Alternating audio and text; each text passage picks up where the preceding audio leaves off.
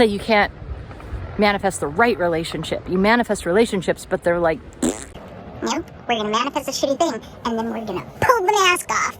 But they're going to be good. what?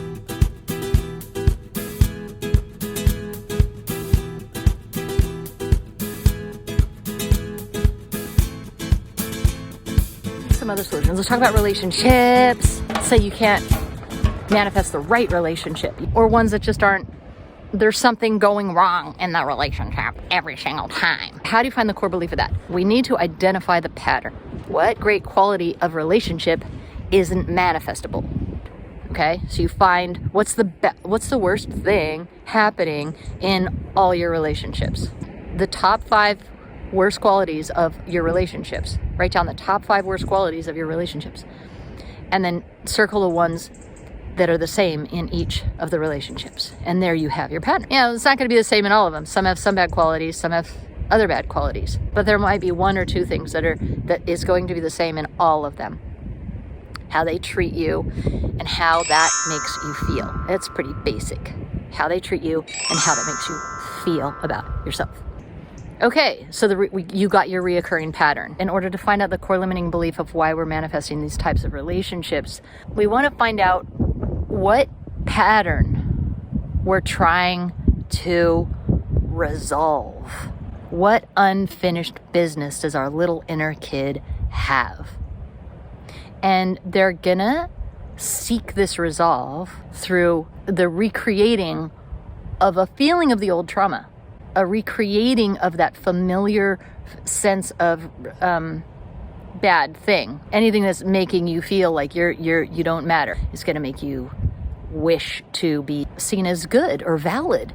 Your inner self, when they were traumatized, created an idea that your self-concept, like it got stuck, it got frozen in time in that trauma, and it's stuck still there, waiting for the play button. It's just a pause. It's like, oh, I'm still bad. Oh, I'm still a piece of shit. Oh, I'm still a nothing. Oh, I can't be trusted. Oh, I have to be responsible for adults' feelings. Oh, I can't be a kid. Oh, I'm seen as bad. Oh, I'm rejected, so I don't matter. You guys get the point. We're stuck there. And so our conscious, our up here brain, our ego brain is like, no, I want success. No, I want love. And inside it's like, but I'm not good. I'm a piece of shit. All those things, right?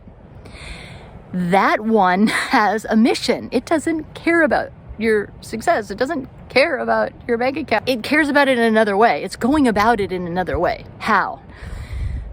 We're seeking resolve. We're seeking to overturn a pattern that's living inside us, a belief system that's living inside us. Let's say you were abandoned and you always have this feeling inside of you that you're not worth staying for. Okay, pretty common. A lot of parents get divorced, right? Now, let's just say they were great parents. Let's just say, for benefit of the doubt, but they could have been horrible. But let's just say, great parent, but then they left you, right? Maybe that's even worse because now you're idolizing them and always waiting for them to come back. So there's a part of you that's like, no, they're going to come back. No, they're going to come back. But what's happening in the meantime is you don't like yourself. Your self-concept is stuck and reliant upon them coming back. Once they come back, I can check this box that everything is safe, that I'm okay, that I'm loved, that I'm not forgotten, that I'm worth returning to. This is sad. We think we have it hard as adults. Like, imagine a little kid. Like, all of us had to go through something that was too heavy for a little kid. Oh my God, it tears me up. But anyway,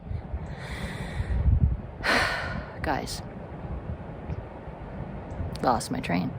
Let's get back on the train. Let's say that you're trying to overturn that pattern of abandonment and you are manifesting what? What would someone who needed to overturn, I keep getting abandoned, I need to stop getting abandoned so that I will feel worthy. Well, they'll manifest abandonment. They won't manifest loyalty, because that wouldn't be the point. They need to see it in real time. They need to know that the ghost is fake. They need to Scooby-Doo pull the mask off. Your inner child is trying to Scooby-Doo pull the mask off the bad guy. But it can't do that if there's no bad guy. Does this make sense? You need to see, yeah, I know there's a bad guy because it's living inside me. This bad guy if I'm not worthy. And you need to see that is overturned. You can't just come up with a raw belief out of nowhere, bing, Tinkerbell it into the manifestation space of, I'm worthy, because you don't believe it. You need to pull the mask off the bad guy like Shaggy did and Velma. Veronica.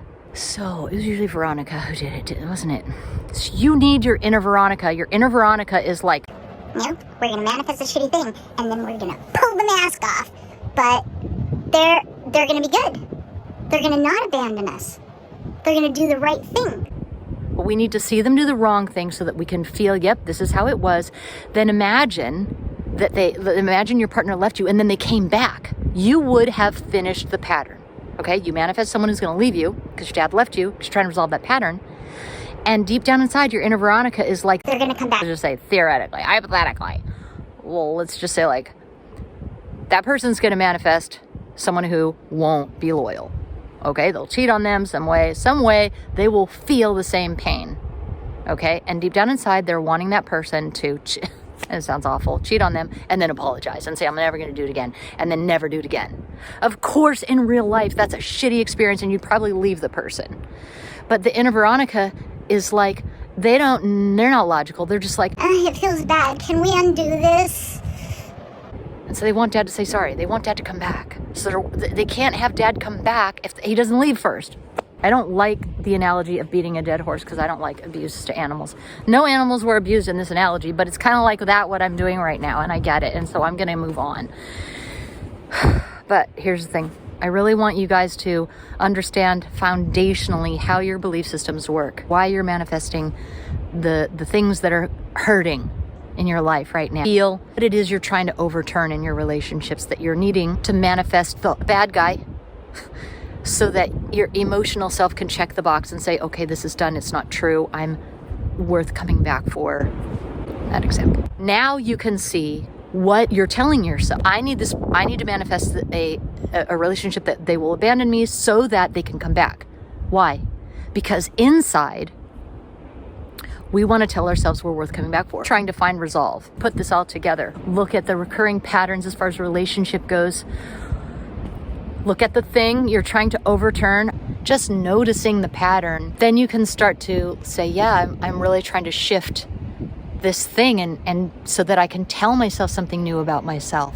That's going to go a long way with landing inside your own power. So we talked about relationship blocks. We went on an adventure. I rambled off the charts about Scooby-Doo. I think that made some sense at some point. Next time you have a crush on somebody, you can see, oh, is that quality in that person? Like maybe the bad boy type of guy is attractive because to that part who's like, yeah, they're gonna leave, so that you can overturn that. Then you can choose, then you can consciously decide. You guys, I hope you enjoyed this. Bye.